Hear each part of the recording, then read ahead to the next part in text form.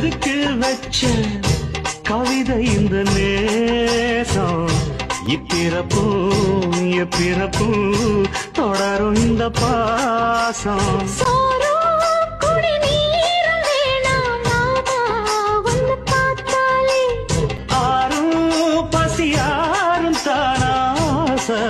மொழி கேட்டாலே